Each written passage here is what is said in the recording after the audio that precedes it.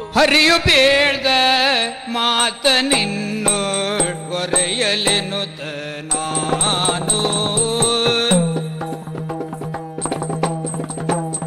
ಹರಿಯು ಬೇಡ್ದ ಮಾತ ನಿನ್ನು ಒರೆಯಲೆನುತ ನಾನು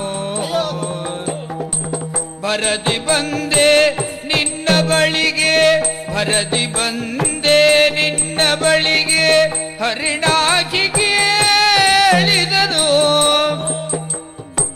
ಭರದಿ ಬಂದೆ ನಿನ್ನ ಬಳಿಗೆ ಹರಿಣಾಗಿ ಕೇಳಿದನು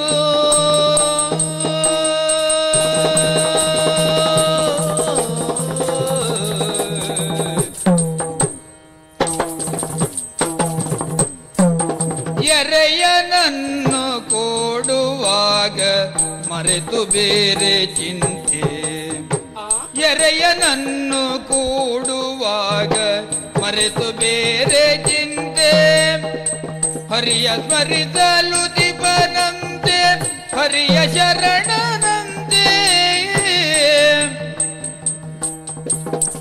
ಹರಿಯ ಸ್ಮರಿಸಲು ಉದಿಪನಂತೆ ಹರಿಯ ಶರಣನಂತೆ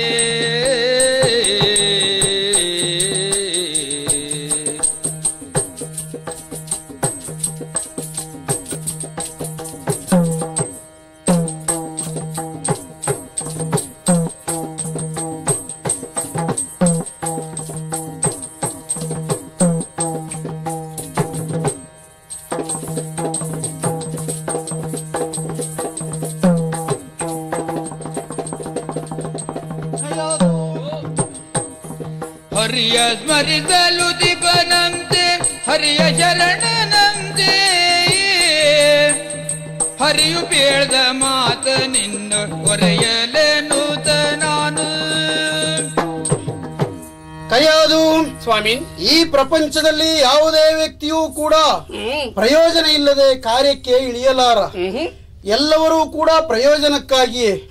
ನಾರದನ ಮಹರ್ಷಿಗೆ ಮಾತ್ರ ಪ್ರಯೋಜನ ಅಂದರೆ ಇನ್ನೇನು, ಶ್ರೀಹರಿಯ ನಾಮ ಸಂಕೀರ್ತನೆ, ಹಾಗೆಯೇ ತ್ರಿಮೂರ್ತಿಗಳು ಹೇಳಿದ ಕಾರ್ಯ.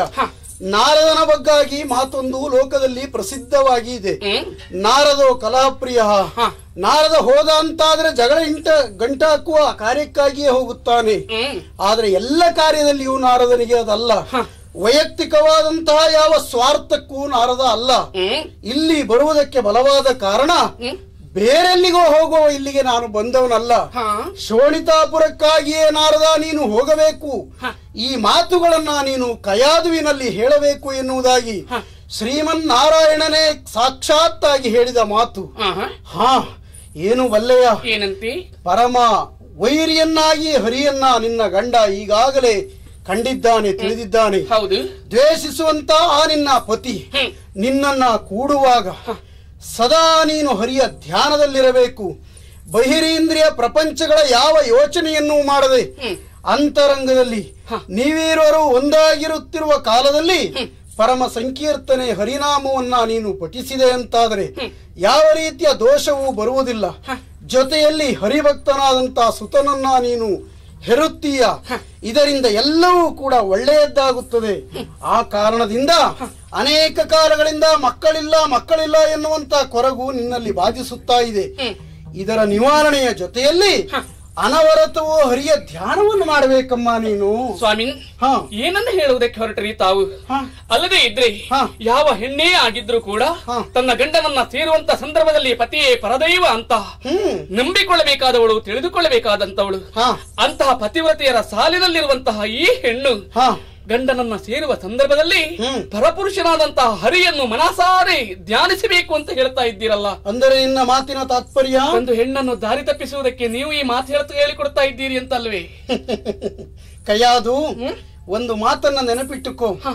ಗಂಡನನ್ನ ಸೇರುವ ಸಂದರ್ಭದಲ್ಲಿ ಅಥವಾ ಮದುವೆಯಾದಂತ ಯಾವುದೇ ಒಬ್ಬ ಗೃಹಿಣಿ ಇರಲಿ, ಪರಪುರುಷನನ್ನ ನೆನೆದರೆ ಅದು ತಪ್ಪು. ಆದರೆ ನಾನು ನಿನ್ನಲ್ಲಿ ಹೇಳಿದ್ದೇನು, ಪರಪುರುಷನನ್ನಲ್ಲ, ಪರಮಾತ್ಮನಾದಂತಹ ಶ್ರೀ ಮಹಾವಿಷ್ಣುವನ್ನ ನೆನೆ ಎನ್ನುವುದಾಗಿ. ಅಂತಹ ವಿಷ್ಣುವನ್ನ ನೀನು ನೆನೆದೆ ಅಂತಾದ್ರೆ ಆ ರೀತಿಯ ಯಾವ ದೋಷಕ್ಕೆ ನೀನು ಒಳಗಾಗುವುದಿಲ್ಲ. ಪರ್ಯಾಯವಾಗಿ ನಿಮಗೆ ಶುಭವಾಗುತ್ತದೆ, ಮಂಗಲವಾಗುತ್ತದೆ. ಹಾಗಾಗಿ ವಿಷ್ಣುವೇ ನನ್ನಲ್ಲಿ ಹೇಳಿದಂತ ಮಾತನ್ನ ನಿನಗೆ ಹೇಳುವುದಕ್ಕಾಗಿ ಬಂದವ ನಾನು. ಇನ್ನು ನೀನೇ ಹೇಳಿದ ಹಾಗೆ ನನ್ನ ಗಂಡ ಬಂದರೆ ಇದೆಲ್ಲ ನನಗೆ ಗೊತ್ತಿದೆ. ಹಾಗಾಗಿ ಹೆಚ್ಚು ಕ್ಷಣ ನಾನು ನಿಲ್ಲುವವನಲ್ಲ. ಹರಿಯ ಧ್ಯಾನದಲ್ಲಿ ನಿರತಳಾಗಿರು. ಹೋಗಿ ಬರ್ತೇನೆ.